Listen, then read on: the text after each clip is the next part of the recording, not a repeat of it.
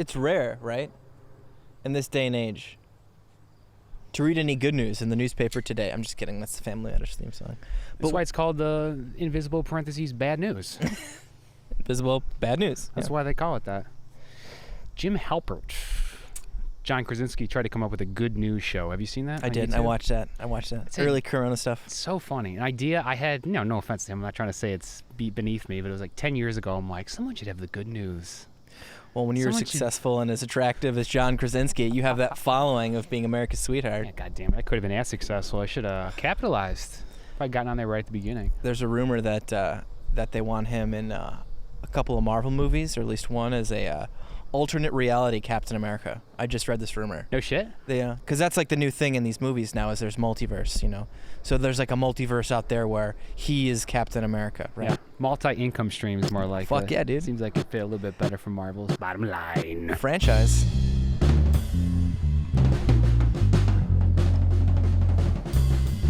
Matt. It's a really good drummer. 38th, thank you very much. 38th episode. Hey. Unbelievable. Speaking of alternate Captain Americas, that was your second name, right? As opposed to Matt. He was going to either be Matt or Steve Captain Rogers. America. Yeah, Captain Rogers. In parentheses. What's his real name? Steve Rogers. That's okay. Captain America's real name. Steve I've Rogers. only seen the first Avengers movie and none of the Captain America movies, so you gotta help me out here. No problem. Hey, no problem. Steve Rogers. Hey, if I'm not here for the comic book trivia, then really, why the fuck am I here? You know what I mean? It's a good name for Captain America. Steve Rogers. Yeah. It's great. It fits. It's perfect. Talked about Andrew Yang, WWE action. In fact, we both somehow, in some way, did some mutual research because you sent me a single YouTube video. Oh, it's great. It's interesting. It's super interesting. Andrew Yang, I love the way he uses his platform. Mm-hmm. You know what I mean? I feel like he's like, you know, there's politicians, but he's not really politicians. I feel like he is a problem solver in a weird way. You know, he sees something he doesn't like, and then he uses his platform to say, like, hey, look at this, like, financial injustice we're seeing here, you know? I love it. Yeah. You know, for anyone that doesn't know, he brought to the surface some elements that were going on in the WWE where they were not paying their wrestlers like employees. They were paying their wrestlers like contracted workers. They were taking on like contract gigs, almost like they had their own self-employed enterprise, and they were just choosing to take these like scenes on like Monday Night Raw with the WWE, even though the WWE was supposed to hold on to their character, likeness, everything. They couldn't do anything outside, despite acting like they were being paid outside. This has been going on for years and years and years, because wrestling, even though now it's super mainstream, it is a Carny industry. It's based off of lying and deceit, right? They have Carny speak, like legit, like it. The whole basis of wrestling is you're lying to people. You are fake fighting in a way, yeah. to convince people that you're having a real fight and that there's real championships, and they spend money to see these real people fight, but it's all fake. So going back and knowing that's your history is fake Carny shit. Yeah, that Vince McMahon is the classiest Carny. Yeah, absolutely. He's a constant Carny. You saw what he did with the XFL, fucking everybody out of money. You know, it just his modus operandi is constant Carny shit.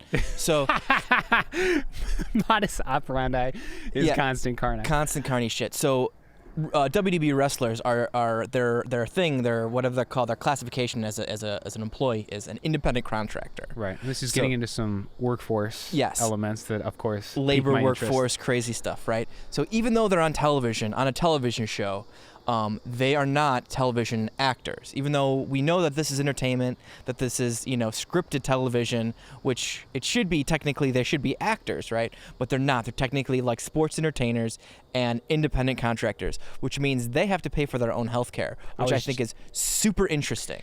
And this comes up a lot, I'd say, in normal news with Uber drivers, right? Maybe California and the labor dispute they're having there, how they're classified as employees or not. But when you look at something with the WWE, the health insurance thing gets magnified, you know, times 10 because they're throwing their bodies around like no other. If anything should be a business expense of the WWE, it should be the health insurance of the meat bodies that get slammed across ropes and on the mat constantly. It's irresponsible. It's irresponsible. The amount of deaths per capita for a wrestler, you know what I mean? For like any career, you look at a career and the amount of deaths that are done in these wrestlers are like wrestlers has one of the highest like death rates of any career ever. The amount of successful, popular wrestlers that die early because of the career, the hard lifestyle that they've lived. It's incredible. Number 1, ice road trucker. Number 2, dentist. Number 3, throwing dentist in there. Timber logger. Actually, number 4, WWE. Timber logging is number 1. I read an article because it was talking about police and how police are like, we have the most dangerous job in America. And this article was like, actually, your job's not that dangerous. Like, it's dangerous, but like your deaths per like other careers, you guys are not nearly up there. And it was like loggers and oil rig men that are just like drop like flies. You know, I bought a chainsaw like 5 years ago, and I had to cut down a few trees, mainly like some old birch or some ones that had gone. I think the highest being maybe 50 feet, 60 feet, 70 feet, something like that. But maybe 50 feet. I'll say 50 feet. But it's the most terrifying thing I've ever done and continue to do. Even when it's an old tree that's lost a lot of branches, that has a very clear fall pattern, like it's leaning one direction hard. We've all seen those videos. Holding onto the chainsaw, it's just tearing through that wood. The shaking, the noise, everything about it totally scrambles your circuits, so that even if you're feeling confident and ready for the task, you got to take a moment afterwards to regroup. Your fight or flight's going bananas right there, right? 100%. Because you're afraid you're getting crushed by the tree, but you're doing something insanely chaotic and like destructive, right? Probably feels exactly the same as if someone was doing a backwards flip off of the turnbuckle. Yes, right, yeah. to jump onto you. Doing a moon assault from the top of the cage onto somebody that's going to move away from you because that's part of the match, right? It's crazy. Yes, it's death-defying. Being a wrestler is death-defying, and when you have to pay for your own healthcare, when you're responsible for your own travel expenses, even though you're working for a multi-billion-dollar company that is directly profiting off of your labor and destroying your body. But again, with wrestling, it's a passion thing. You know what I mean? It's like a passion. So many of these guys have done this since they were kids and have worked their way up through like the indies and the gyms and like the schoolhouses and all this, the bingo halls. That's what I'm looking for. These small, intimate, like small things where you're only in front of 25 people and you're doing fucking flips into the fucking concrete floor because this is your passion, right? So it's easier to pay them less money because they naturally just love it. You can take advantage of people. They get taken advantage of. But again, it's a Carny industry. So you have these guys that are super smart and know how to work the business, and then there's guys that get taken advantage of. But then you smarten up, which is, again, Carny speak, you smarten up and you understand how it goes. Like Stone Cold Steve Austin talks about when he got broken into the business, he was at a stage where he still didn't know it was a work, right? Like, because so wrestling terms, a work is a fake. I was about to say, what the fuck are you talking about? A work is a fake fight, right? That's when you're working, right? A shoot is a real fight. So he thought it was a shoot, but it's a work, right? These are Carny speak. And then it's something called kayfabe. Isn't it always a work though with the WWF? With the work, it's usually, or a work shoot. You ever hear of that? That's like Japanese people do that, where it's like they pretend it's a shoot fight, but really they're actually working the whole time. So they're hitting real strikes, but they have a definite person who's going to win or lose. So it's like a work shoot. They do those with like fake MMA fights in Japan. It's a whole different classification. It's just a better work then. Yeah, work. But most wrestlers, it's a work. And then it's like But Stone Cold breaking into the business, I assume through some sort of plate glass window. Yeah. He didn't know it was a work for the longest time. Yeah. So he was what is it? Greener than goose shit, he likes to say. You're green. And so he gets in and then they smarten you up. And then, you're working with these guys. And see, when you used to train, they would just beat the fuck out of you, right? Because they don't want you to know the secret that it's all fake, right? This is back in like the 70s and the 60s, right? Like it's all fake. And then Vince McMahon is the one who opened the curtain. Is like, we are sports entertainers. And he came out in the 90s and kind of admitted that, because he's a Carny. They wanted to say, if you're a real sport, you're going to have to pay real sport taxes. And he's like, whoa, guys, we're just entertainment. We're not a real sport. So he basically, like, years and years of lying in deceit, he, like, swept it all on the rug just so he could make a buck. So a lot of people were really mad about him back in the day. Probably more than a buck, Matt. Probably $2 to $4. Now look at him. Yeah, no.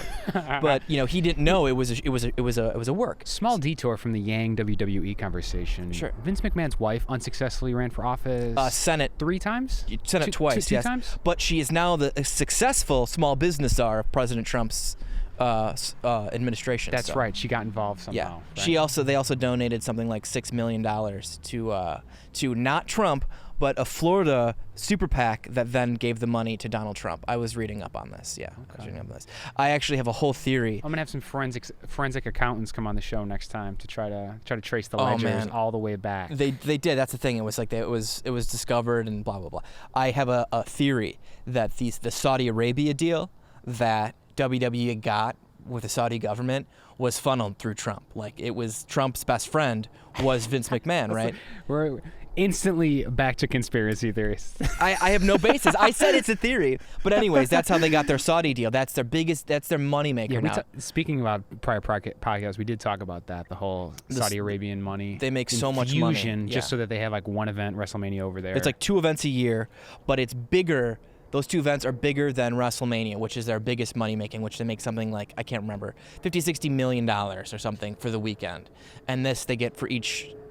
I'm fucking up those numbers. Those aren't right, because it was something like 80 million. It doesn't matter. Yeah, it doesn't matter. Exactly. Regardless, shady shit in Saudi Arabia, not so great. There was some say there was a hostage situation. We talked about that. Yeah, that's real right. crazy. Hard to keep it straight though. And then it's funny that Yang has used WWE wrestlers because. Well, he's a fan. I'm specifically a fan. I know you're specifically a fan. You're proving that right now. Love to hate it. Hate to love it.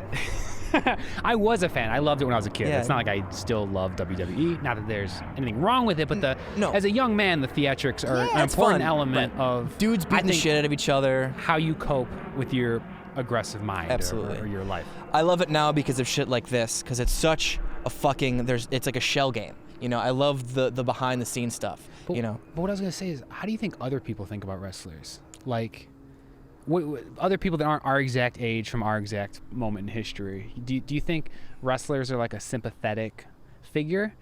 Because they've been trying getting traction with the Uber drivers, and people don't seem to have a lot of sympathy for Uber drivers. No. It's just I feel like in terms of the employment classification debate, that one hasn't been wildly successful. But what about these entertainers as wrestlers? Like, that might be a better shot because people love like actors and shit, right? Sure. Why wouldn't? I would disagree because, again, you have they're entertainers. They make millions. They can take care of themselves. You know, I don't think that they're necessarily a sympathetic person unless you understand the wrestling, unless you have some sort of like desire or love of wrestling, so you can appreciate what they do. Otherwise, you know, it's just like, oh, it's fake. The flippy shit is fake, right? Even though doing flips into concrete and he's landing on the concrete, it's fake. So I don't think that they really deserve the same things as the people. Who loves wrestling more, Democrats or Republicans? Republicans love wrestling more. Do you know that, or does it feel that way? I know that for a fact. How? Wrestling is, they've done studies. It's like a middle America type thing. I have that impression. Yeah. And sure. They've done studies, though, that mostly, you know, wrestling was always a very southern, country thing for a long, long time. I love it. I fucking love it. I'm trying to make sense of it. I'm trying to think if it's always been country or if it's become more country as the culture wars have sort of heated up. I will tell you, it has become more culture. It has become more country. There's a whole history of wrestling. Wrestling was individual states, right? Or different territories, is what they called. Originally, there was many different territories across the whole United States. World Connecticut Wrestling. Yes. No, you're 100% right. What's WCW stand for? World Championship Wrestling. It was World Championship Wrestling, and then it was, WWF used to be Worldwide Wrestling Federation, so it was the WWWF, and then it was the World Wrestling Federation. Oh, right. Okay. Vince McMahon's dad. You know, he was in the Northeast in New York. He had the Northeast territories. I tell you, the day it switched from WWF to WWE, I was done. That's it. That was fun. Get the F out. Get the F out. The NWA, the Northwestern Wrestling Alliance, used to be like kind of like the governing body for all these territories. You had a guy who was the champion for the whole territory, which was Ric Flair. And you're sure it's not called the NWO? NWO, is not in charge of wrestling. Which then became the NWO existed, right? Which was a direct rip-up. No. But yeah, there were multiple territories, and it was all disorganized. And then Vince McMahon was the guy who basically, like, homogenized and monopolized all the territories into the one giant wrestling federation. Yeah. Which there's a whole history about how interesting it was and what he would do to like get to where he got, and a lot of it had to do with like television deals and paying people as independent contractors. And stealing talent, and then you'd give like you'd have Georgia Championship Wrestling, and there's a deal for the tapes, right? So they would tape their their wrestling events, and then they'd sell them to the thing. Well, it cost X amount of money for them to run their shows. Well, Vince would have all these tape libraries, so he's like, well, here run our superstars for free for a couple weeks, and then they'd run them for free. The numbers would go, and then like, well, you're going for free, okay, well, we'll do it less for you, and we'll mail it out from like New York, and we'll send you the tapes. So he slowly would like bleed out these people, and then they would lose money. Then he'd buy their territories. I'm doing a very ham-fisted, horrible job, but monopolize. Somehow use the tapes. Monopolize. I assume he started as an amateur pornographer and somehow had all this. That's how I got started in the video business. Amateur pornographer. That's why I have all the gear. Didn't work out. There's rumors. Yeah. I aged out. I got a little too old for it, so I had to start a podcast. I was making pornography movies. Aged out at 20. I don't want to know what kind of movies you were making, bro. I'm 31. No, with mine. Yeah, with my series. I was gonna say some really heinous shit right there. He's just not as tight as he used to be. Everything's kind of loose. And it's just I was the tight 20-year-old tickler. Falls out now. That was my... the tight tickler. The tight 20-year-old tickler. That's why I had to get rid of the namesake at That's 30. His wrestling name now, the tight tickler. So I wasn't able to pull it off. I don't know. We exchanged the YouTube about it with seeing Yang and WWE. I have not seen a ton of follow-up attention, but we are in a pandemic and about to hit a global election. But again, I think that people don't care about wrestlers, right? Wrestlers care about wrestlers, and there's a select group of people who like understand what's going on, which is why, again, I like that Yang was bringing attention to this. I think it's savvy he chose WWE. I think it does have a strong right-leaning affiliation, so I think it's good for, hate to say it, middle America type folks to see these employment battles, that it's not just them damn Uber drivers in California. That it's actually people doing swanton bombs. Yeah, the entertainment that you love and you've grown to love, they're not even being compensated fairly. You compare them to any other like sporting event. They're being paid peanuts. They don't have a collective bargaining agreement like the NBA does, like the NFL does, like the MLB does. There's no union. There's no union to help them. No, you're okay.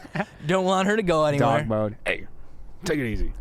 Do you know what I'm saying? There's no protections for them. So because you can make the argument that we're paying them as independent contractors so that more of the money that we collect could be flowed out to them and not be soaked up with healthcare benefits and this. But they're not actually getting more money. Right. They're not getting more peanuts. So the thrust of this whole thing that started this was Cameo. You've heard of Cameo and Twitch, right? Oh, that's right. Yeah, it's the service where someone's able to do a quick message. If they're famous, get paid for it just for the specific message that was paid for, right? Yep. So if you so there's a guy named Big E who's a wrestler. He's a great wrestler, phenomenal wrestler, very popular guy, hilarious, super fucking funny guy. He just always makes me laugh. Inside the ring, outside the ring, whatever. He's great at Cameo. He was tremendous. He had one of the highest return rates and then on his money, and he was always delivering.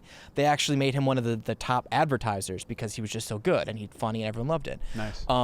So he was making money. There was a couple of other wrestlers that were making money off of Cameo, right? Because he's Big E, right? Paige is a wrestler. Paige is Paige, so they were making money.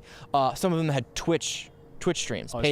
Paige, she was a wrestler. She ended up having to retire, but she still uses the name and is on WWE. She had something like 20,000 subscribers. She's making $100K a month off of Twitch. Back in the day, if you told someone that their retirement plan after wrestling would be Twitch, they'd probably be thinking something else. You'd just be fuck, right? Crystal meth. No, but see, she's an attractive woman, right? She's very beautiful, and she already has a fan base from wrestling. Mm-hmm. So her Twitch stream was Paige, blah blah blah.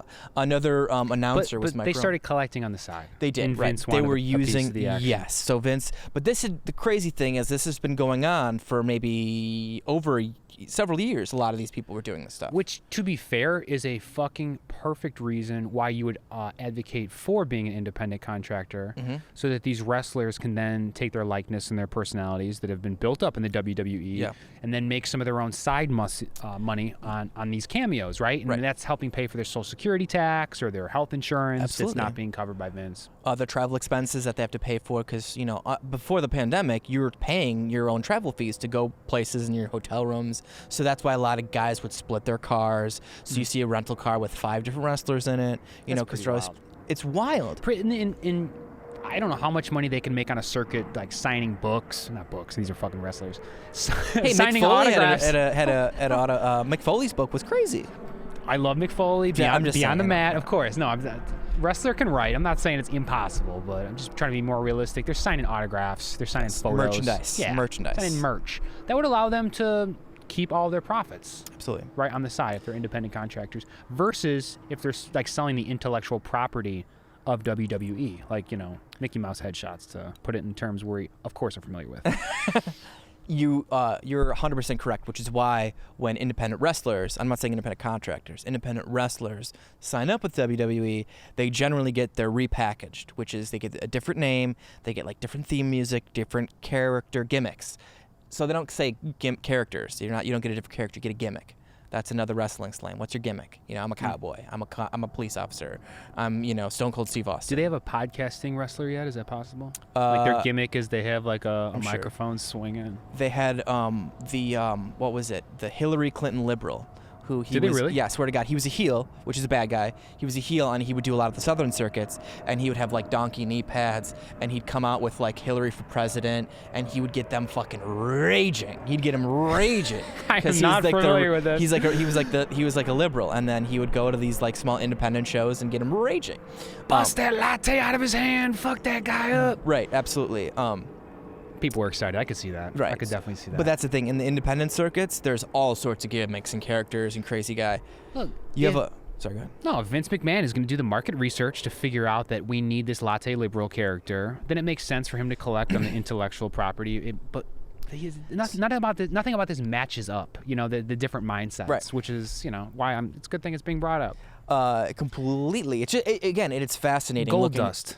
Oh my gosh. I was going to say that. Now Dustin Rhodes now. He's 51 years old, and he's still wrestling in AEW right now. He's still wrestling, putting on banger matches. He's only 51? 51. Only 51, but yeah, he's 51. Dude, he's been wrestling since he was like, 15.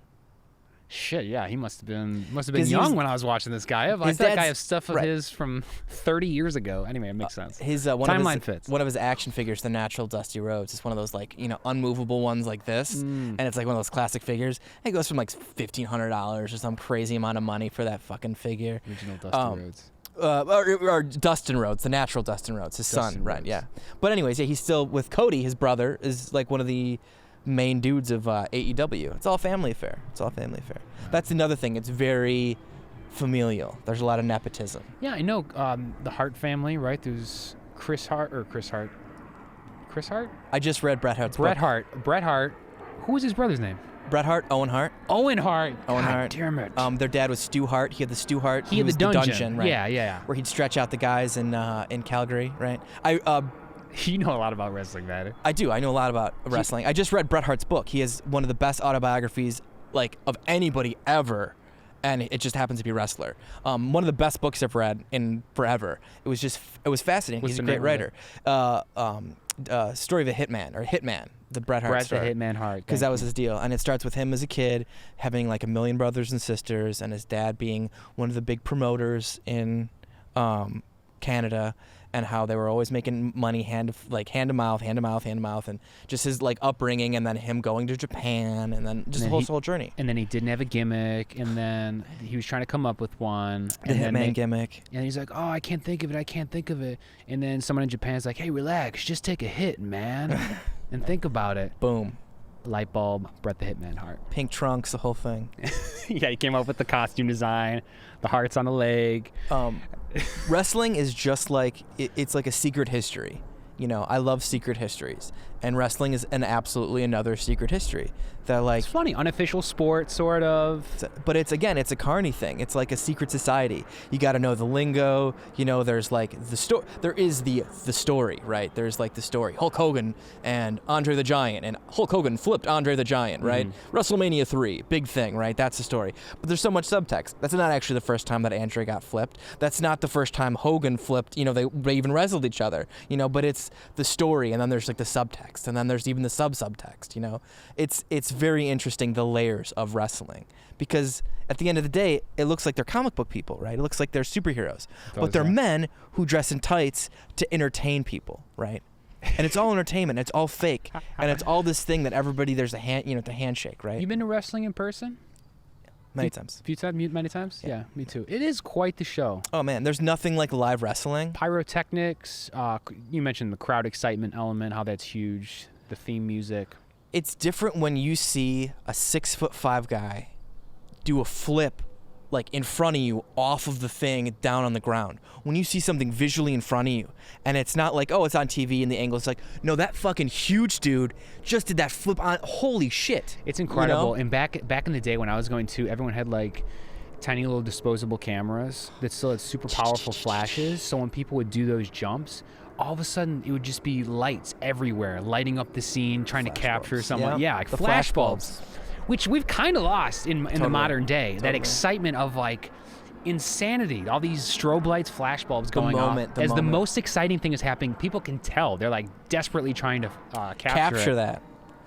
People still got, but see, the thing is different now is everyone's got their phones or cell phones now. And it just video the whole time probably. They have like a 4-minute match, but you're not going to have some amazing snaps. Christina was making fun of me because when I went, I was taking a bunch of pictures, because it was cool. Triple H had the title at that time, which was his last chance, and he's walking down with the title, and it's like, I was super nerding out. It was great. The Undertaker's gong went off, and then Vince McMahon came out instead, and everyone was going bananas, and then Shane came out. It was just crazy. And it's weird seeing something like that in person, right? It's different. It makes it more real. Like when you go to a Bears game or a Bulls game and you see that those dudes are real people doing this thing. It's different. I just remember that Vince McMahon clip. Have you ever seen it where he tries to jump into the ring head first and he ends up like blowing out both of his legs? Phenomenal story. Rips both of his tears both quadriceps. His quads. Yep. So it's like the Royal Rumble in like 2005, I think it is. Batista and John Cena are the last two people. And what happens in the Royal Rumble is you get thrown out of the ring. And when your both feet touch the ground, you're out. That's the deal. So both feet touching the ground, there's all sorts of shenanigans. You can land on people, blah, blah, blah. So these two are going at it. So the last one in the ring gets a title shot at WrestleMania. So whatever happens, this is a shoot, not a work. The two of them flip out. They both land on the floor at the same time. Right. Insanity, not the planned event. That's not the predetermined end of the match, right? So nobody knows what to do. So Vince McMahon comes running out from the back, what they call gorilla position, because he's actually sitting right behind watching on all the monitors. So this motherfucker runs down. In all fairness, he has been involved before. He has run down, sometimes in costume, ready to fight, ready to be a wrestler. If you want to go back to a real quick story, Bret the Hitman Hart created Vince McMahon. There's the whole Montreal screw job where Vince McMahon, the man, becomes Mr. McMahon, the character, and he becomes the bad guy, the heel boss, where he's like the boss, and then becomes like Stone Cold's like enemy, right? And then he goes from being like just Mr. McMahon to being, I'm actually owning WWE. I'm actually the owner, because he was an announcer. He wasn't the owner. There was the fake president, Jack Tooney, who was like the president, who everyone complete figurehead. I can't keep up here. I'm just saying. So anyways, so Vince he's evolved. He has evolved over time. So Vince McMahon runs down the ring, and as he hits the ring, one of his legs hits the end of the apron, and he tears his quad. He tears the front of his quad terrible, and he freaks out. And as he rotates, his other one tears too. So he tears both quads, and people don't know that that's what happened to him. So he's sitting in the ring, and he's up there screaming at Cena and the referees to restart the match. So the audience think this is a work. They think that this is all part of the show. But it's like the weirdest thing, because he's trying to maintain this insane position of power while he's sitting on his ass. But while the show is going on, this is live. The show is going on, so he has to fix the main event of one of the biggest pay-per-views live, and he's the only one who could do it. So he runs out, tears both his quads. The referees are like, what the fuck is going on? Because he's sitting on the ground. And they don't know. They don't know that he's torn his quads. So then they restart the match. They drag him, literally carry him out, and then Batista flips Cena, and then Batista wins, and it's all gravy, But it was just chaotic. If you haven't seen it though, you gotta watch it. It's worth it. Yeah. It's so worth it. And again, we're talking shit about Vince, but to his credit, he does like seemingly stay in character the entire time. There is, and it's just like so many stories. So recently, this last WrestleMania, Rob Gronkowski was a guest appearance on the thing, and he had to take a bump. He had to take a pretty high bump, which is wrestling speak for a fall, and it was from maybe like 15 to 20 feet up off a balcony, and there's a crash pad down there and everything. And Gronk was like, I don't want to do this, man. I don't want to do this. Yeah, so Vince is like, what are you talking about? I'll do this. So you watch the 75-year-old whatever go up on the platform, boom, take the bump down on the platform. He gets up. See, it's not so bad. So, of course, Gronkowski does it. Vince is famous for saying, if you don't want to take the bump, I'll take the bump to prove it to you. So even at 71 years old, he's still doing it. You go back, there's a great pay-per-view, the St. Valentine's Day Massacre, Vince McMahon versus Stone Cold Steve Austin, the first time they actually fight. It's Vince's first match. Dear Lord. The guy bloodies himself, he bleeds, he gets color, he bleeds, and he takes his back table bump where his spine just gets shattered on the edge of this table. And you see later on, there's pictures of him like days after, and the bruise is from like the bottom of his calf all the way up his back, and it's just like his whole back is just black and blue mark. And he still wrestles and he does this shit. You know, it's insane. You know, he's taking his licks though. He does take his licks. In those moments, is he being paid like an independent contractor, or is he receiving equity? That's the thing. I gotta man. wonder. So exactly. Probably giving himself stock options. Each bump he takes, he gets more stock options. Like, But see, I don't think fully hypocritical. I don't think he gives a fuck about the money. He cares about the company. You know, he cares about the company. He cares like I don't think he cares about his personal wealth growing. You know, it's like it's nice that that's growing. I think it's more about the WWE because it's his father's company. It's so nepotistic. His daughter and his son-in-law are next in line. His son. It's so about the company. I don't think he cares if he loses a couple $100 million on stock choice. Because it's his company, right? It's going to sink or swim with him. No, it's that once you get to a certain income level, it's not about the dollars and cents necessarily anymore. It's about your legacy. Yeah, I would say. And you know, I imagine there's a lot of rich people out there that are aimless and have no ability to culturally contribute, but he has like this fucking insane machine that he is even participating in, even wrestling in himself. There's a good case to be made that WWE is currently suffering founder syndrome, which I'm sure you're very well aware of that. Yeah. People have made that comparison a lot, especially over the last like 7 to 8 years. You know, it's really tough. You know, it applies to any company where there's a strong entrepreneurial spirit from the founder, or a lot of times the founder's family. Sometimes it could be the first generation, sometimes the second generation. But there's like a specific identity for the enterprise, right? And it's hard to shift away from that, even to the detriment. Yes. Even when it starts to get a little bit rough. Right. Like he's doing this, like Vince is doing the same things he did in the 80s and in the 90s because it's worked for him. But now the things are changing. So WWE is an incredibly profitable company. It's incredibly profitable. They make money. Their television deals, their merchandising rights, their licensing fees internationally, they make a ton of money. But if you look at like the ratings of their television stuff, it's in steady decline. It's in free fall, most people are saying. It's tough though, but isn't everything being segmented more and Which more is and what more? I was going to say. They and say maybe that there's a new wrestling league that AEW is softer or something, and it's going to be appeal more to the times now. It's they think that they've hit their like bottom limit, right? Like there's only this is the lowest it'll go because there's a diehard group of people that will always watch wrestling on Monday nights. And I think you mean wrestling. Wrestling. I think you meant to say wrestling. Wrestling. That's Southern talk. Southern talk was wrestling. That's wrestling. We don't like wrestling here. You know, Vince is a Northeast company. Wrestling, WCW, that's a Southern company. I love WCW. WCW, different kind of wrestling. Different kind of wrestling. Definitely had an element of class, despite the fact we're saying wrestling instead of wrestling. WCW was solid. WCW is great. It had its heyday, but it got too big, and people are saying that WWE is going through their WCW phase right now, where they're too big to fail, and they're making these egregious mistakes, these money mistakes that are just like coming back. But again, they're so profitable, they're not losing money. And this year they made huge cuts, right? They made huge cuts. Another part of being an independent contractor is they'll just fire you, right? And the thing is they in your contract is a 90-day non-compete clause.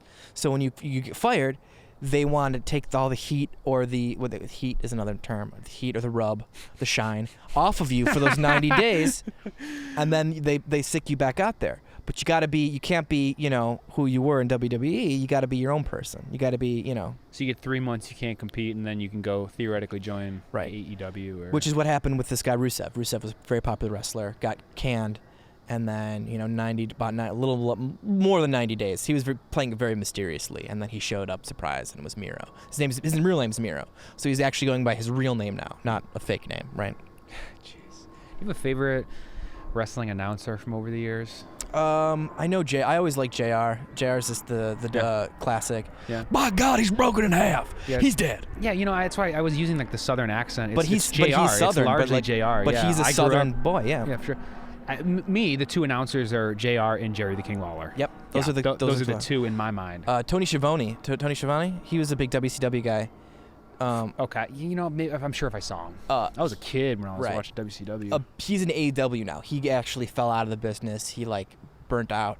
He hated it and everyone to come back. And over the last couple of years, he kind of came back, and now he's back at it, and everyone loves him. Everyone's really glad he's back. But he was a big WCW announcer. But JR is also the big AEW announcer. Is JR over there now? He's doing it. But the thing is, he's older, and people give him a hard time because he's older, because he'll say some things that aren't always politically correct. And he was he made some line the other night that he was hoping for a wardrobe malfunction. He's like, and something like, oh man, maybe a wardrobe malfunction or something, just a throwaway line, or he was just being a little pervy, and people just fucking lost it on this guy. They just lost it. Social justice warriors are following a second-tier wrestling. But it's not. I would say AEW. I'm not trying to say social justice warriors, but people, people are going after this guy for that. There's a lot of woke people out there, especially woke keyboard warriors who watch wrestling, who then go on to complain about everything. Right. That's a funny shaded area, that Venn diagram. It's huge though. Wrestling and social justice. Think about all the there's a huge segment. Go ahead. No, just wardrobe malfunction. That's, to me, Janet Jackson, Super Bowl. So her boob slip, a nip slip. He's been broadcasting since back then, when they had to install delay buttons all across the country to prevent stuff from that happening. Oh, fucking his own show on Raw, when they would show the puppies and JR would scream for puppies, right? Right. It became a pretty raunchy show. That was what WWE did to break the thing with WCW. WCW was always family oriented, and so was WWE. But when it got like this, the sexual, the hardcore nature of WWF came out, right? This is funny. I was saying it I stopped watching when they went from WWF to WWE. I think it was the day I hit puberty, though. Probably. I stopped watching wrestling. The second I got into puberty, I'm like, oh yeah, fuck this. High school. I stopped watching in high school, right? I stopped watching in high school, and then it wasn't until mid-college that a friend of mine, he was an actual wrestler. He was an indie wrestler, and we would just have a ball. And he's like, yeah, I'm a wrestler. I was like, what the fuck you mean you're a wrestler? And he's like, yeah, what do you like wrestling? I was like, well, I used to. So I went to WrestleMania at his house, and he had a bunch of his guys there, which I didn't realize who I was sitting in the room with, but they're pretty successful indie guys from the, and I'm just what they call a mark, right? A mark is a fan, right? A mark is a fan, right? And then you have somebody who's a smark, which is a smart mark, who's a smart fan, right? You're a smark. I'm a totally dirty smark. Back then, were you a smark or were you a mark? Definitely a mark. Okay. Definitely a mark. No, I'm a dirty smark. It's gross. But you were probably shooting off at the lip, talking shit. Oh yeah, no, I was just saying shit, and I didn't know, and it's that was a cool flip, and they're like, mm-hmm, and I'm like, well. Just enjoying it. But they were we're talking about Batista, and I was a big mark for Batista. I used to love Batista back in the day. He was just a big giant guy, and he'd do the Batista bomb, and I oh man, I used to love the Batista bomb. And they all looked at me. They were like, really? You like that move? And I was like, yeah, it's cool.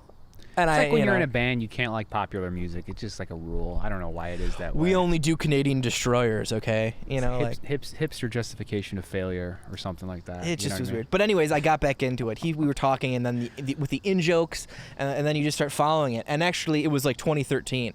And 2013-14 was actually, some people say, the best, the beginning of the end. It was so good, and then it starts to peter off. 15, 16, 17, it goes back down. It was a high. I got it on the high. I think the last high that I caught it on, I was watching it with other people. It's because I went to a wrestling restaurant in Chicago. Squared Circle. Yeah. It's owned by Victoria. Yeah, it was owned by Victoria, an actual wrestler. She used to own it. Right. They had photos up, and I'm like, oh, I guess these people are famous. I don't know. To me, it wasn't China, so I just kept walking. I don't know. It was you're not China or Sable. I don't know who these are. There's two people I probably China. R.I.P. But I think at the time they had a Tea Party character, someone was based off of the Tea Party. I don't know if this is correct. Oh, it was We the People. It was Jack Swagger, and they would do We the People, and he was it was the Real Americans. They were the Real Americans. I bet that's exactly what it was. And this is the pre-Hillary character that you mentioned. Yeah. So it's interesting that they were hitting that for a few years. Oh yeah, for sure. Actually, those two guys, Dutch Mantel and Jake Hager, came out with their video that was yo, this is a joke. We are not these people. People like this are fucking scumbags. This whole thing that was basically yeah, you feel bad. We were caricatures, because you do feel bad. Yeah. Aside, there was a Saudi Arabian character just weeks before September 11th that disappeared, but he was a racially insensitive, heel Arab character that was wearing like the Saudi Mustafa Weeks before 9/11. Yeah, like he was, it was a couple the months, I think it was months or weeks before, he was really up and coming. He was like a good wrestler, and he was an Arab guy, so they made him like a caricature Arab guy, sunglasses, suit, the whole thing. And then September 11th happened, and he quickly just disappeared. Oh, poor guy. That happens though. Terrible. That happens. You get a poor gimmick, and then that's your gimmick, and then boom, you're gone. You're done. They don't want you anymore. And then that's it. You're that gimmick, right? Regardless of who you are, that's it. You're stuck. We are talking about the insecure employment situations. So I guess it makes sense. But what a horrible thing to, specifically at the beginning of the 2000s, to have crafted a successful, I don't know, was he a Saudi Arabian character? It was like Arabian. It was Middle Eastern. Sort of Middle Eastern. Yeah, to have a successful character of Middle Eastern descent who cracks, the stage, WWE, early 2000s, and then fucking 9/11. And then you get fucked up, God. right? And then there you go. That happens a Whereas lot, if he was an employee, they would have at least had to pay him for 2 years or something. You would have a guaranteed contract, right? Like some of these, like an NBA player. You're guaranteed X amount of dollars, right? And then you get bonuses, right? Totally wacky. So, and that's the thing too, they WWE right now is hiring, this was last year, with AEW coming out, being a new competition for them. They hired a bunch of guys just to like sweep them up so that they wouldn't go on AEW, right? Yeah, I believe it. So the roster for WWE is so fat and packed with all these great indie guys. There's a lot of complaints because like they're just wasting away. Like you're not doing anything with these guys, right? And they're just sitting there and they're getting paid, which is cool. And they like, yeah, I'm getting paid. But like some of these guys, like I want a legacy. I want more than just getting a paycheck. Of course, Jesus, come on. But then there's also the guys that are just chilling. There's a guy, Shinsuke Nakamura, who's from Japan. He was a Japanese wrestler, one of the best in the world, Japanese wrestlers. And there's another. He came over to America, did a couple stuff, and now he's a wrestler in WWE. But he's just coasting. He's getting the paycheck. His family likes living here. He's not really concerned about going out putting on 5-star matches. He's just getting a paycheck. He has his legacy in Japan, right? He was a world champion like a bunch of times, the longest reigning guys. Had a phenomenal career, and now he's just making his money coasting. And I have no problems with that. Do what you got to do. You know what I mean? You mentioned some of the other characters, though, that were getting paid but still wasn't enough. They still needed a legacy or wanted to have some purpose in their life. Absolutely. There's a better way to tie it to Andrew Yang. Not just about getting paid. No, man. It's about having some sort of way to contribute. Do you think if Andrew Yang ever gets in office and starts giving out universal basic income, one of the options then will be people will go become wrestlers with that money? They'll take that to pursue their passion? Wow, yeah. You'd have a lot more more stable wrestling or wrestlers. less wrestling? More wrestling. You'd have more wrestling. You'd have more federations out there. You'd have more people who are like, yeah, I get $1,000 a week. That'll help me pay the $300 a month for my health care, so I can go out and hit my head on the fucking ground, or get smashed in the fucking face by a steel chair. No big deal. Right now, Andrew Yang, he's a pundit, really. He is. Truthfully, he's talking, just like we are. In all fairness, I'm a pundit. That's funny. I never thought that. He would have. You're a talking head. Wow. But if he would have become president, or if he would have sank his claws into the government apparatus, which I'm sure he still will at some point, what would have come from it? I mean, it would have been UBI. And what would UBI have done for wrestling? Let's do this conversation now. How would universal basic income change wrestling? It's funny you mention that because there's a lot of promotions that take advantage, like we talked about. And there's one recently where a prominent wrestler basically was like, yeah, people that work there, even main eventers, are not making more than $3,000 a year. And this is a fairly large mid-range company, What the hell are you talking about? $3,000 a year for what? For being a main event wrestler, right? $3,000. $3,000 a year, right? So, again, this wrestler was exposing some of the Carny practices, right? Like they'll give you a fat contract, and then the money will disappear, right? They'll see you on a show to steal you, and then they'll get you, and they'll say they'll pay you the X amount of dollars, but that money doesn't always come through. And then at the end, you're just doing, like I said, a lot of these guys are doing it because they love it. They're not doing it because they want to make money. They're doing it because I like wrestling. I like being a character. I like going in front of people and doing it. Just like a stand-up comic. It's the same thing. Or a better comparison that I always like to make is a drag queen. Wrestlers and drag queens have so much in common. The amount of time and effort they put into their character, becoming a character purely for your entertainment, right? And the amount of hate that they get because of this, right? The pretending to be this thing, or embodying this thing, right? And then on the same thing, they're there to entertain you, right? It's all for your entertainment, right? And whether it be like a lip sync with a crazy dance number or a choreographed fight where they're doing flips and kicks. It's Stone Cold would have been much more popular if he As did a some drag lip queen? syncing. Yeah. I'm As a not going lip to take it that far. Just lip sync some of the song. I don't know. People say he's the most popular wrestler of all time. He was the biggest draw of all time. The Rock, No, Stone Cold was bigger. Hulk Hogan. Stone Cold was bigger. Overall, Hulk Hogan made more money in his career, but the amount of like sellouts, I think it can be argued that Stone Cold was the biggest. I remember when Stone Cold was huge. It was insanity. And I was going to like events when he was there too. Like all the merch was Stone Cold. I think part of it was he had such a strong like merch brand and all that. And you said they make their money not just from the televised events. They're selling action figures and gear that goes along with that. There's there was a deposition that Stephanie McMahon had to do a couple years ago where she talks about the revenue streams of WWE wrestlers, and depending on how good you do, you get bonused out, and then you have licensing fees. So if your character's really popular and you have a lot of merch, you get money from those licensing agreements for your character, which is interesting. But Ryback, who is a wrestler, his big complaint with this whole thing that came out was he did not understand, which this is a great thing, and I've always why, if you're losing the match and the match is predetermined, why are you as a loser making less than the man who's winning the match? If it's predetermined, right? So the winners of these things make more money, right? John Cena makes much more money than a mid-card or a loser, right? You should argue it should be the other way around. If you're successful, like a guy like, not to shit on Dolph Ziggler, but he's a guy that loses a lot, right? He looks great at selling. You punch that guy, he's sells it like $1 million, right? So he's a guy that wants Vince put him in a match with somebody, and it's like, sell for this guy.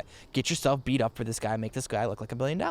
But he's going to make less money on that match, probably, than the other guy. But Dolph Ziggler's a bad example because he's been around. But generally, the person who loses... The winner makes more money. Right. But why the fuck is that like that? Shouldn't it be a fair and equal? Because if the thing's predetermined, you're not winning because you're better. You're winning because the boss is saying you won. So you're not doing it winning because your merits are better. So why are you being paid differently? Do you know what I'm saying? Absolutely. It seems like the winner should get paid less money because they're already incentivized with the legacy in their storyline. The argument is like somebody like Stone Cold, who is a draw. People are going to see the wrestling event to see Stone Cold, right? You're going to see The Rock. You might not necessarily be going to see Ryback, right? Which is why people talk about legacy. You want to increase your value, so you become a bigger draw, right?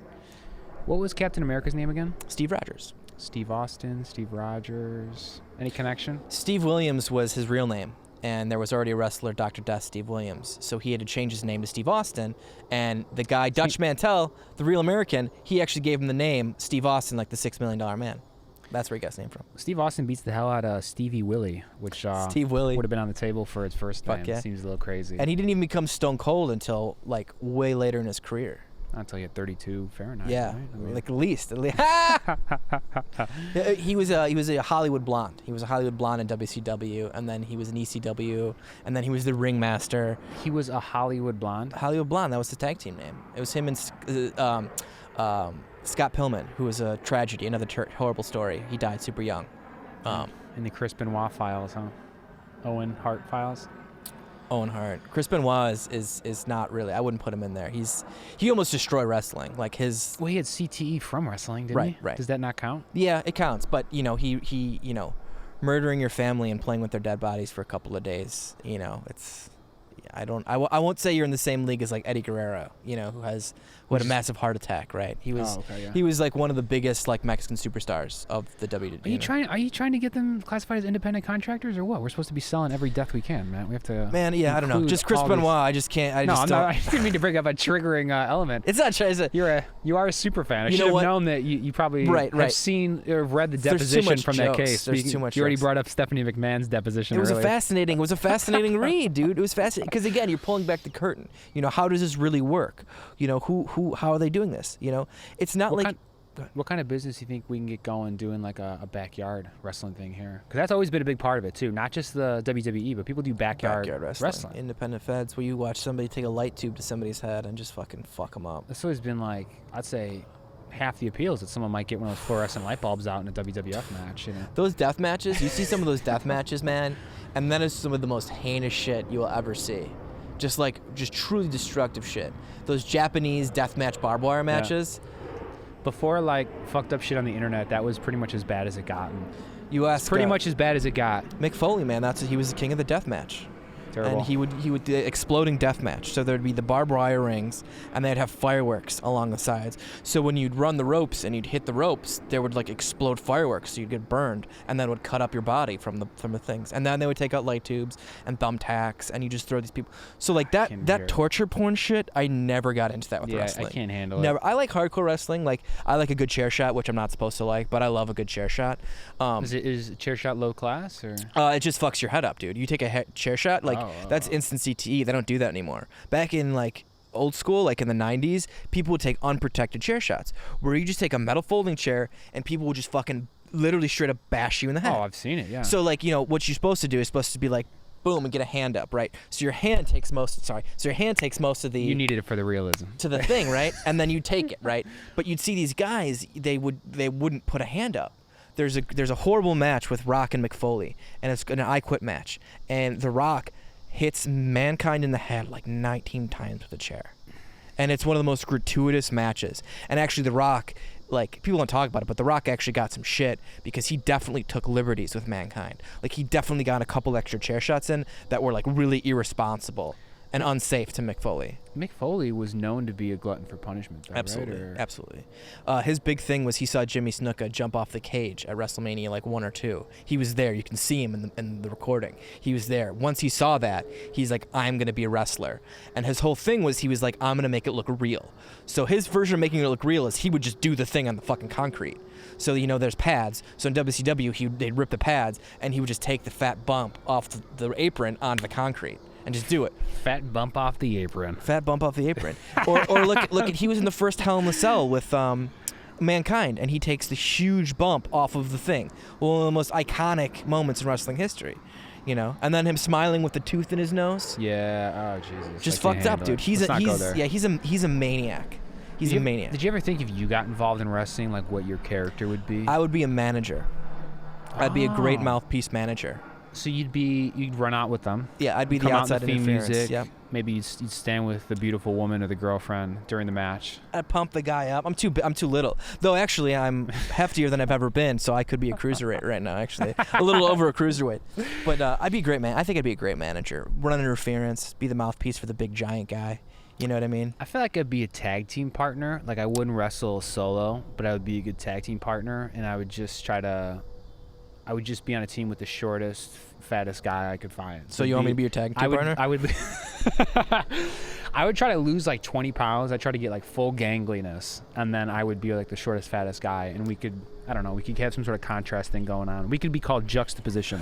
That could be our wrestling name. Super hipster. I thought about one of my favorite characters was like a real hipster wrestler who would come with like vintage WWF stuff. That's great. And like WCW, and he'd be like, you know, you guys do all the, like he'd only do like really old school moves. That's fucking hilarious. He'd only do old school moves, and he would never want to do like, you know, he'd be a heel. He'd be a total heel. He'd be like, you guys don't know what the fuck you're talking about. You can boo me all you want, but I'm a classic wrestler. I know the real great. shit. That was always my gimmick that I always like. And my wrestling. Have they ever done something like that? I'm like sure. A wrestling purist? I'm sure, yeah. Of course they've done wrestling purists, but I was thinking more like a millennial, like a super hipstery douchebaggy guy. I think you could write for that, man. I think you have a vision. I think that could for sure work. Do you know they like take writers and stuff? Yeah, they take them up and spit them out, man. They take them up and spit them out. They're supposed to. It's like terms, right? It's almost disposable. like being a writer for South Park. They just well, the use thing you. is like the writing is that's a whole other lane, but you know, I'm trying to get you there. I'm trying to steer down that lane with you. I'd love to write for wrestling. It's so interesting to me. But they treat the writers like shit because as a writer, you're not talent. You know, you're not in the ring, so you don't get to use ring terms. They used to be really specific. Like you're not a worker, so you don't get to think. You can suggest things, but you know if they don't like it, you know they'll fucking fuck you up. You know, like, and then wrestlers are like they find writers they like, right? Because all the promos are scripted. You know, everything's scripted. You know, you know what it used to be was a wrestler would go and get 5 minutes on the mic and just, I'm gonna rip you to shreds, and they would talk from the heart.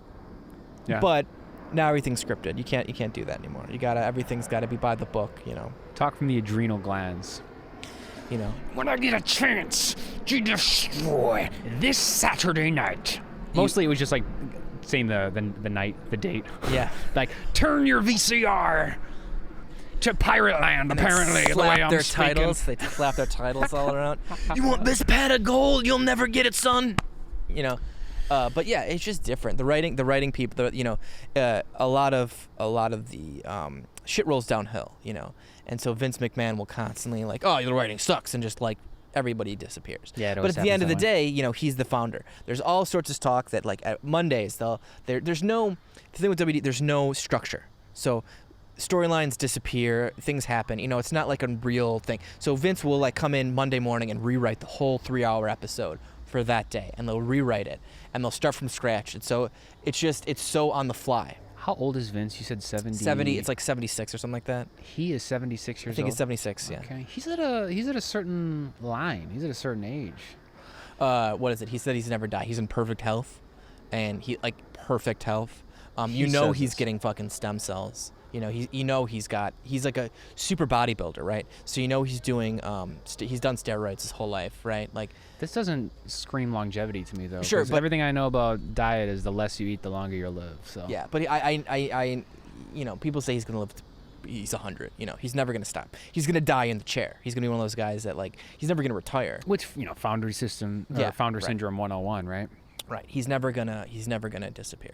But he can't keep the clip or the pace at a certain point. So he's slowing down. There's always talk that he's slowing down because he used to be at every Raw, every pay-per-view. You know, he had his private jet, and you'd get on the private jet with him, and you'd go to the writers would take the jet with him, or they'd meet him first thing Monday in Massachusetts. It's they have their headquarters. Okay. So you'd have to show, and there's all the traveling, which is insane. You know, you travel, and then if you have like a Raw, and then a SmackDown, and then you have a pay-per-view. You know what I mean? They have the loop, like you said. They have the loop. Right. There's the loop, and then that could keep him healthy. I think routine is one of the best things for keeping you young. A lot of these people, look at Regis Philbin, man. As soon as he retired, he just kind of dropped off. A lot of these guys that have work, and they think, oh, I'm going to retire now. It's like, don't do it. Because you don't know any other way, and when your body doesn't know what to do, it's just like, okay, well, I guess I'm done now, and it shuts down and it's off. Yeah, actually, I was deeply afraid of dying very soon after my retirement at the age of 85, so I wanted to start this podcast. Sure. There's a way to just take me well past that, to make sure. 90, 95. But yeah, I think this whole thing is just like a microcosm of current situations, right? Labor market, Andrew Yang, it's just a small microcosm. I hope that by him even talking about the plight of wrestlers and the independent contractor situation, and I hope just people, like you said, look at their situation a little bit more. You know what I mean? Because the people people with a lot of money want to make a lot more money, and they know the tricks to take advantage of you for you to make that money, right? Like, the playing field's not even. And the thing is like, you think that because they're wrestlers and they make so much money that they are better off, or they're not being taken advantage of, or that they don't deserve, equal treatment for labor and shit like that. It's like basketball players or football players. People like, just shut up and dribble. We don't want you to talk. We just want you to play the game. Shitty people say that. Right, of course. Like Laura Ingraham said that. Yeah, right. Yeah, exactly. But just for an example, she's not the only person who I've heard with that sentiment, or, oh, these sports people make too much money, right? It's like they make too much money. And it's like, well, how much money do they generate? It's insane. It's everyone's favorite thing. I mean, come on. Everyone's dying for sports. But how much money do they generate? So do you want them to make less money, even though it's their work and their labor that are playing these games, that are doing this thing, but you want these owners who are already billionaires, who have taken money from your local governments to make all their fucking stadiums, you want them to make more money, right? Like, that's the thing. I don't understand that. I just don't understand that.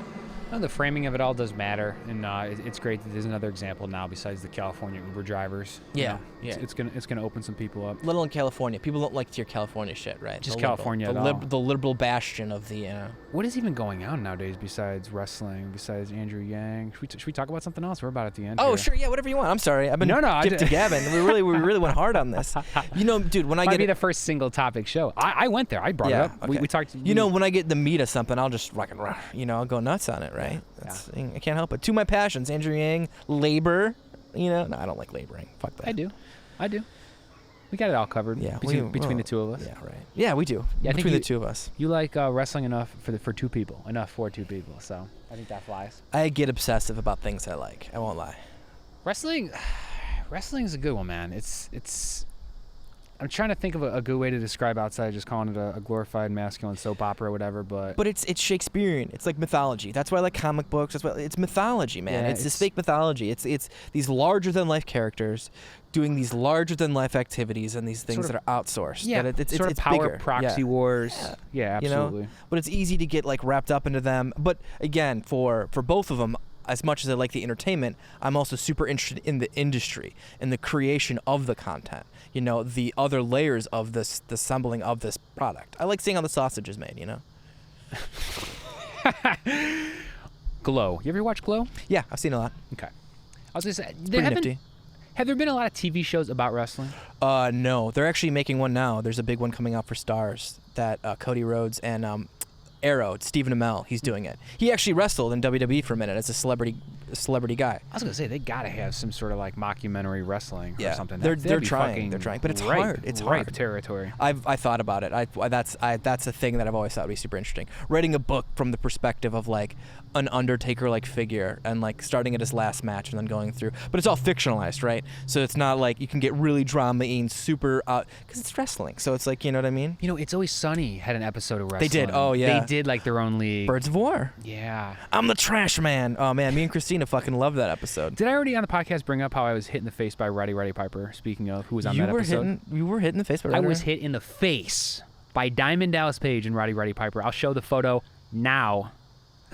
We're taking out a disposable camera. That is a crazy when photo. I was child. Yeah, you'll see it later. But it's them like, you know, they like scuffle in the ring and then they have completed 1 hour of the never-ending becoming. Great way to fucking end it. If Yeah, anyone's right. still watching at this point, it's taking out a disposable camera. Sorry, everybody. I'm on wrestling time. They would do that thing where they would come into the ring, get on mic, shake it up a little, and then they'd have to like pretend to escape through the crowd. And that was the part. I was close enough so that when they jumped into the crowd, DDP and Roddy Piper to escape, they came right through and like. If you can tell me the episode, I'll find it on WWE Network, and I can find the footage of you. I'll find the footage of you. If you could remember the date, like just I'll see what I can do. I'll see what I can deduce from this single photo. So I'll tell you what, based on just alone the feud of Roddy Piper and Macho Man, I will find when it was at WCW, it was at the Rosemont Horizon in the mid-90s. Dude, that's fucking hilarious. You had to be it had to be around like 96, 97. But it all happened so fast. I remember we were going to try to get a photo, and then I don't know if I turned or if I was trying to get a high five or something, but just in the scuffle, I think the crowd pushed up against us, and I just, boom, the photo's taken, my hair shot back up. I have like my hand on them. It almost looks like I'm trying to like push against them or like touch them. It's just hilarious. If we could find this footage though of you getting rocked and like, that would be hilarious. Anyway, I had to bring it up. The Birds of Prey, it's the fuck yeah. Because he actually did a legit amount of acting and wrestling. Roddy was one of the double threats. He was one of the bases of The Wrestler. You know the movie The Wrestler with was Mickey he Rourke? really? Yeah, he was one of the guys that talked a lot. I've been with meaning Mickey to Rourke. watch that really badly. I have no better time. I was going to say it's going to happen. Like Darren now. Aronofsky, I think it's one of my favorite of his movies because it's not too super fucking, like The Fountain, which is like, or what is the Requiem for the Dream? Requiem for a Dream. I just watched Mother. Okay. By him. Did you see that? I didn't want to watch it. Woo. Yeah. Something I didn't expect with Jennifer Lawrence. Yeah, I didn't want to. I mean, I read about it, and then I'm not one who like read and be like, oh, well, like the critic. But I read enough interviews and like to figure out what it was about, and I just wasn't. I didn't feel like that movie stayed with me a bit. It still does. Yeah. And actually, the reason The Wrestler came up for me recently was because I watched Mother and was like, I gotta watch the rest of this guy's shit. Yeah, he's got some fun. Pie is a great movie. That's one of his. I think that might be his first movie. That's a really fucky mind-trippy movie. It's super old. It's like it's got to be from like the early 2000s or late 90s. But it's like, it was like Memento where it's like a couple $100,000 movie and it's really heady, high concept and he's like a math whiz. Vaguely remember, but that was the first Darren Aronofsky movie I remember seeing. Yeah, I started at Requiem for a Dream, but I was 14 years old, so I probably shouldn't have started any earlier than that. 14, that's when I watched Pulp Fiction, and you shouldn't be watching like the shit that I watched at like in high school.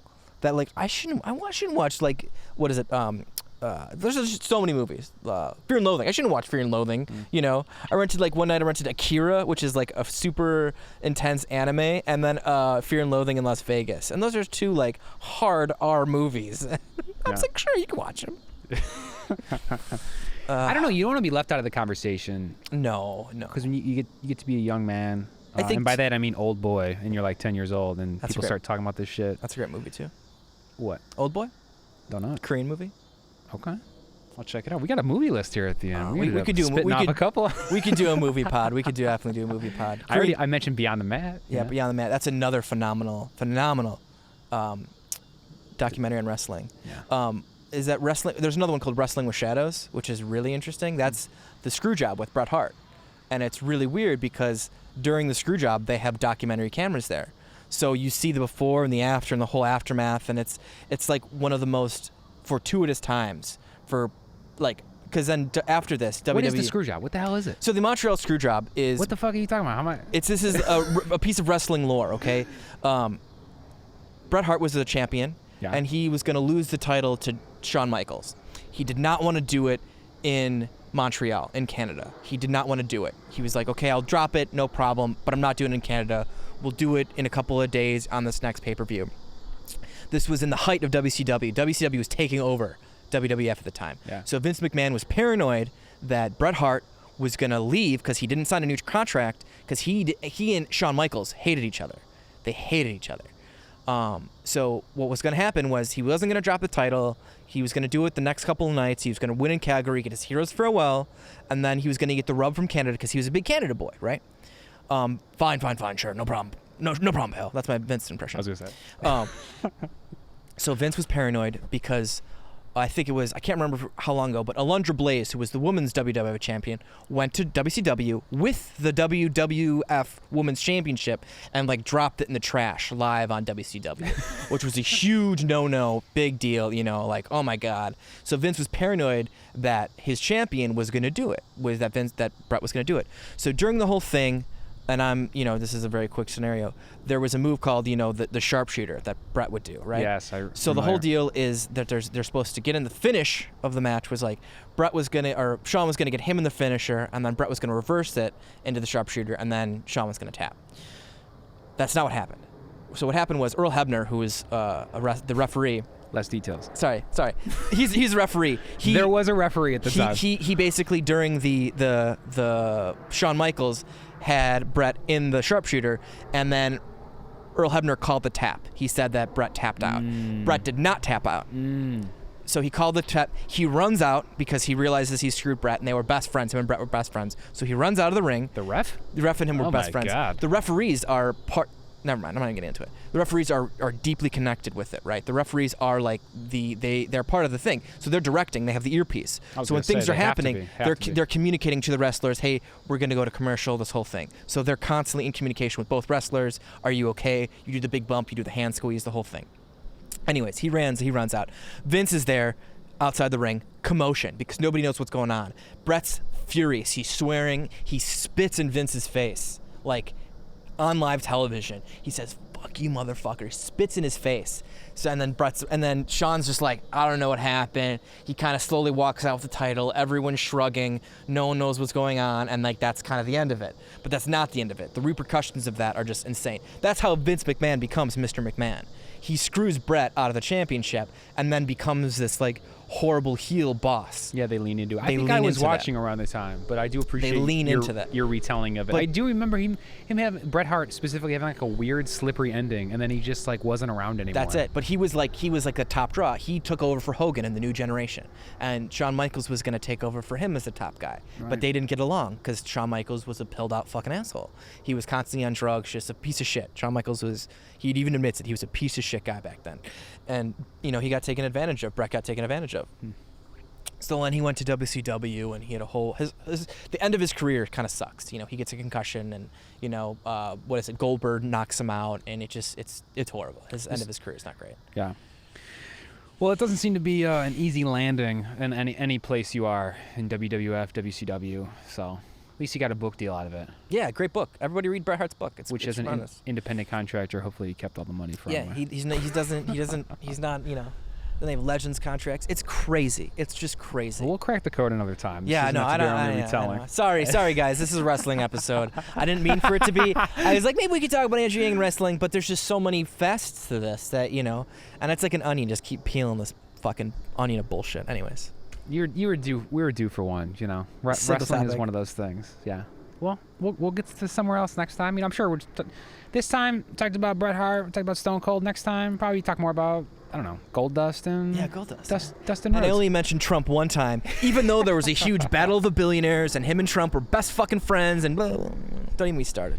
You gotta let some people in the audience make those connections on their own. On their own, You know, oh, be yeah. like Vince and a certain someone were friends. The first back 3 in the day. WrestleManias were in an Atlantic casino owned by a real estate mogul.